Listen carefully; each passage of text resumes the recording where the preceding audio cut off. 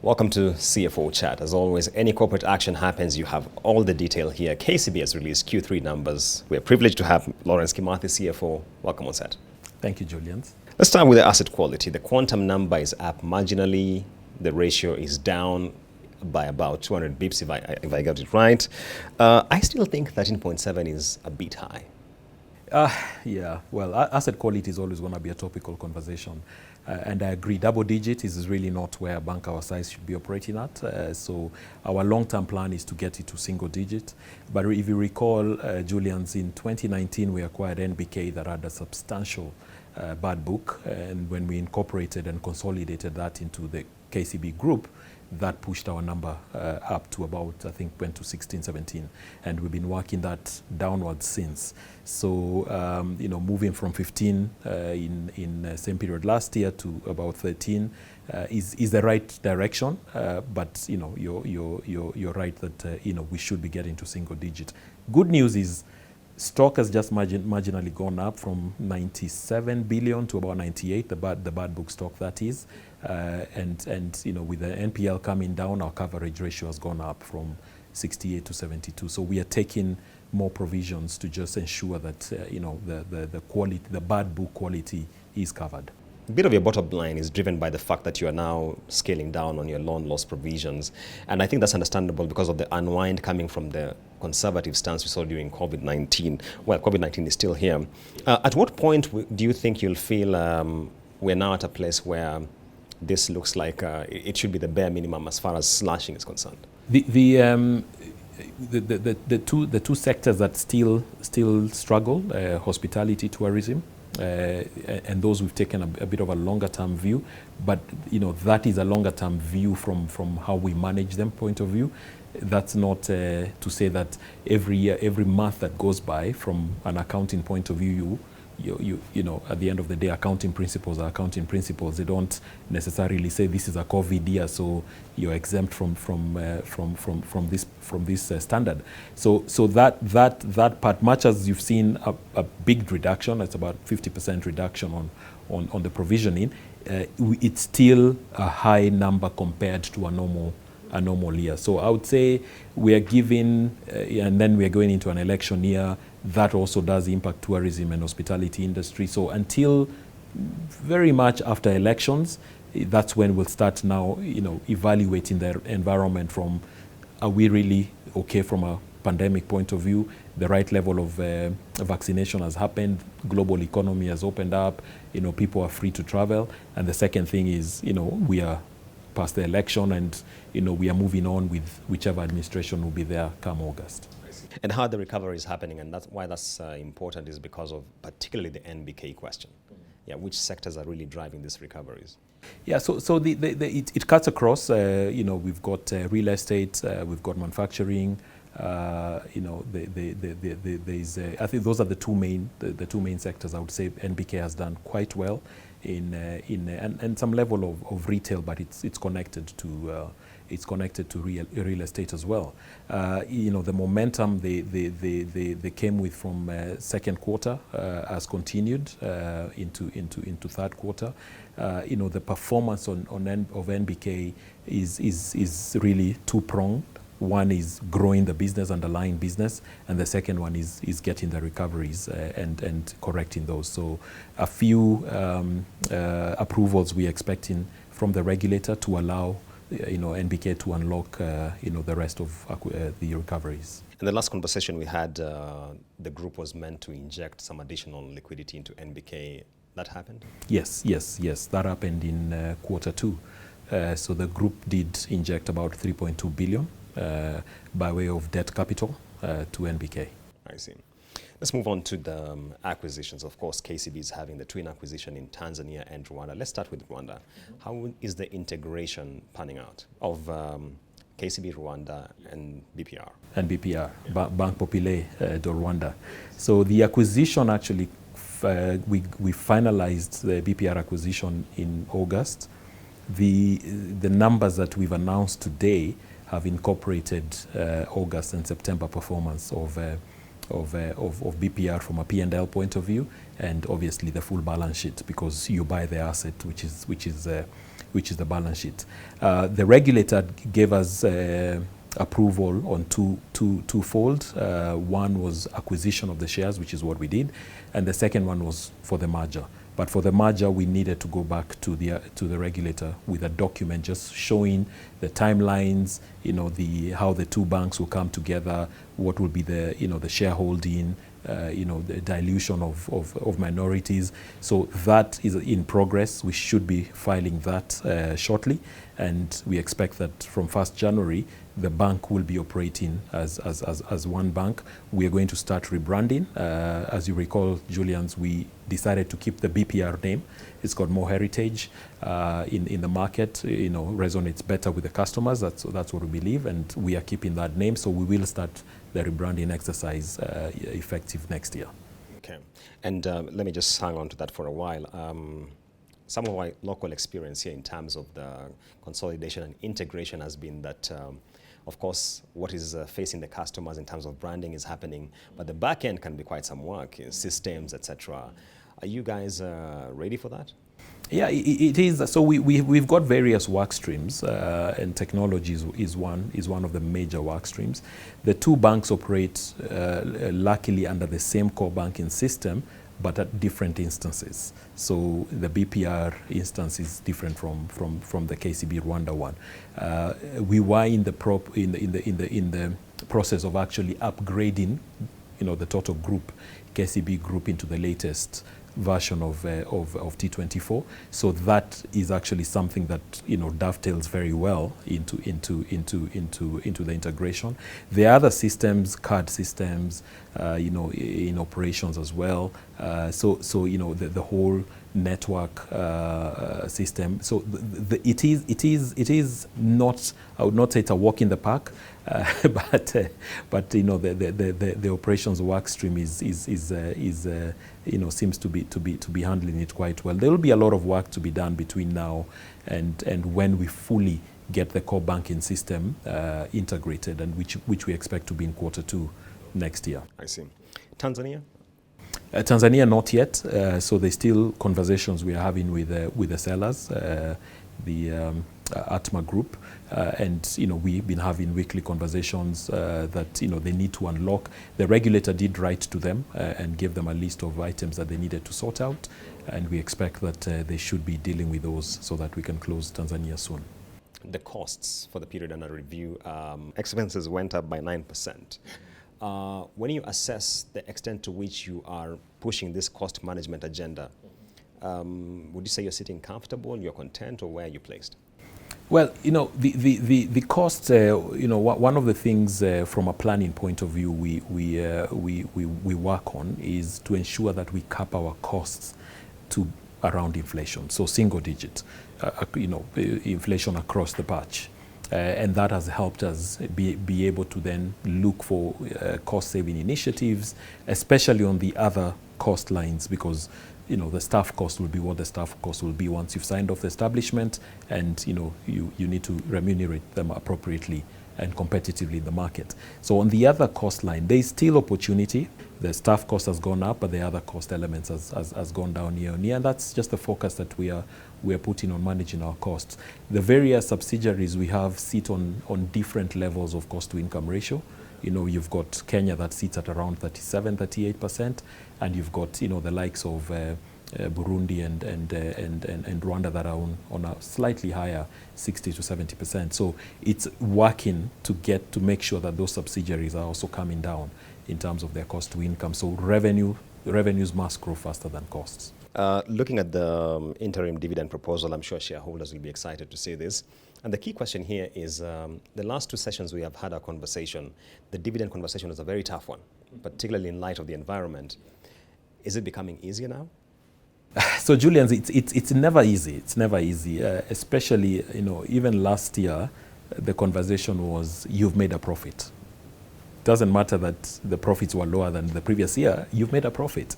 So why haven't you paid us dividends? And it was convincing the shareholders that we are not out of the woods yet. We need to conserve capital, we need to conserve liquidity, so that, just in case, we never know which way this virus will affect the economy. Now, fast forward, September 2021, we are announcing 130% growth in PAT. It's a tough conversation to have with the shareholders that you're not going to pay an interim dividend, and we believe, some of our shareholders do depend on this income. So, interim dividend is a way of distributing to them, their rightful share, just a bit earlier instead of waiting until the AGM back in May. When you look at your income, and really impressed by the numbers I'm seeing here, the disaggregation of funded versus non-funded, how do you assess the performance? So let me start with the non-funded. The non-funded has grown year on year about 10%.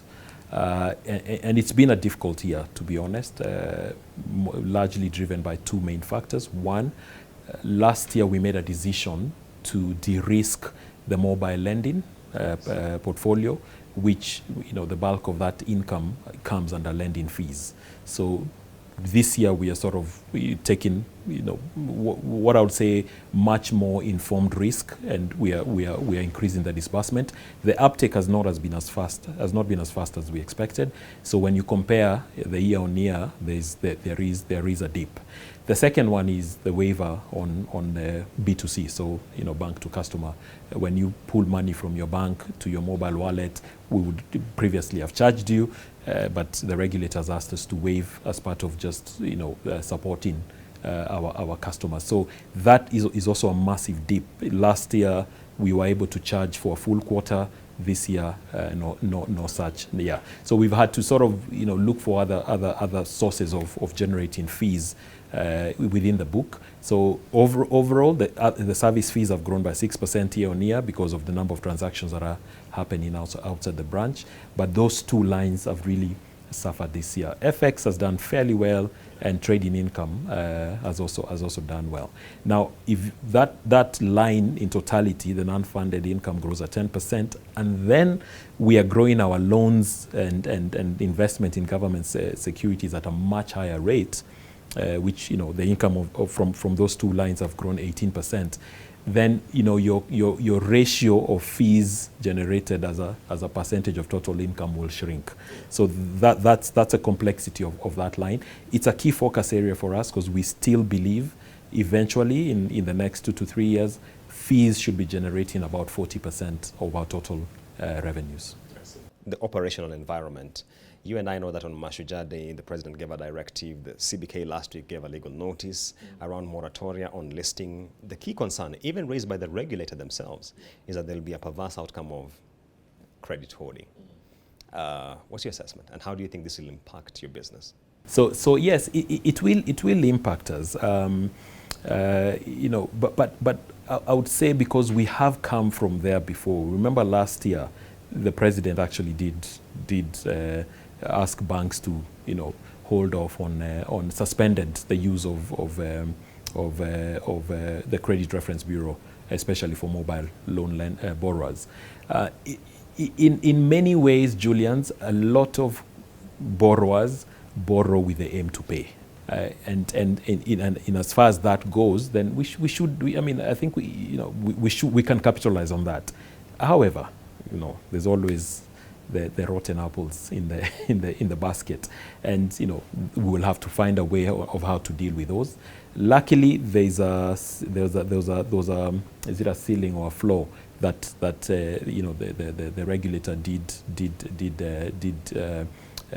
publish. So when you look at that in the scheme of the total book, it is not a very material number, and the intention and the spirit of it was to ensure that credit is given to the right level, and that spurs economic activity. And once you spur the economic activity, it becomes the right cycle continues, and you get more borrowers, more better borrowers, and it should grow your book. Yeah, so the 1 million rule, 1 million shilling rule, unsupported without supported documentation, is I think as banks we do welcome the move from the president to suggesting lifting that number up, and it's because we do have a lot of customers who actually do cash business. Supermarkets, petrol stations, and car dealers. You'll be surprised how many people buy cars cash. I mean, I was surprised. And for them, it becomes very difficult. Every day, you're going to bank more than 1 million shillings.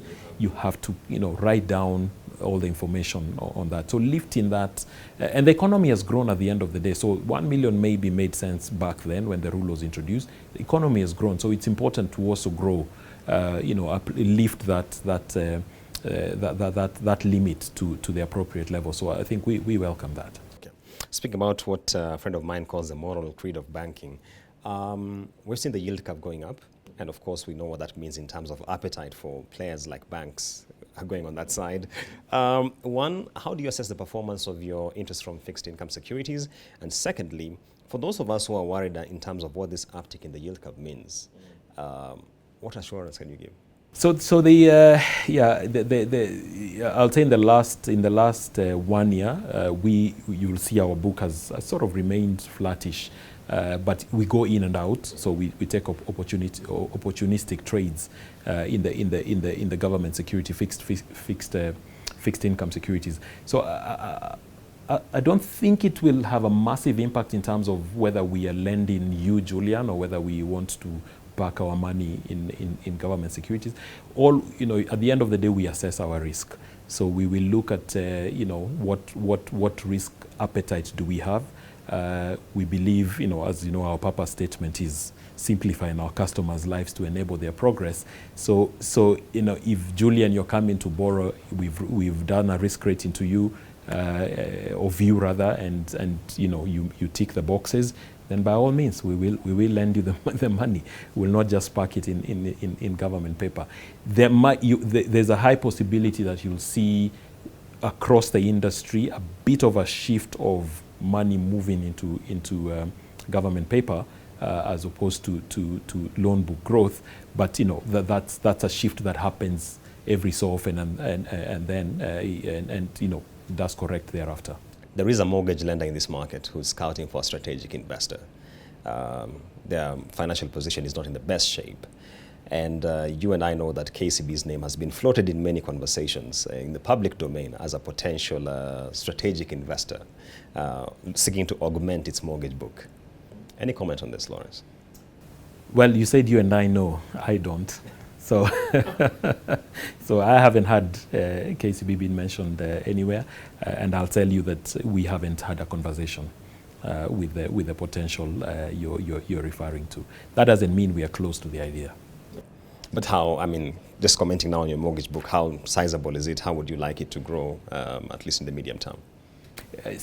Our mortgage book, the homeowners book is about 35 billion, and then we've got the commercial mortgage side for commercial customers who borrow to either develop or and that is about, I would say, probably around the same amount, 35 billion.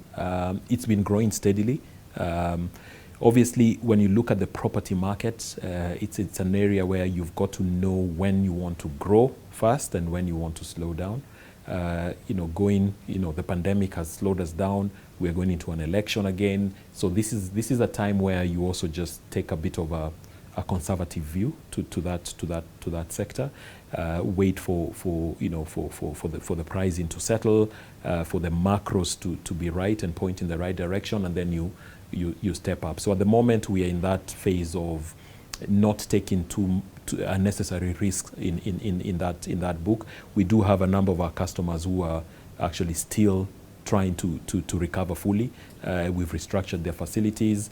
They were impacted by the pandemic. The bulk of them, I'll say more than 90% are okay, but we do have a few that are still struggling, and we are supporting them. So we're in that bubble of be cautiously optimistic.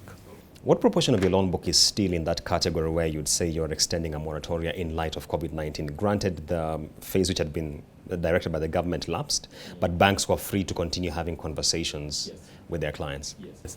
It's a very small percentage. It's a single-digit number. It's predominantly hotels, hospitalities, We do have a number of hotels in our book, and those are the ones we've given, as I said, a longer-term view moratorium to deep into next year, and a very few in the real estate sector. So those are, the conversations at a bank we support, and not necessarily mandated by the regulator.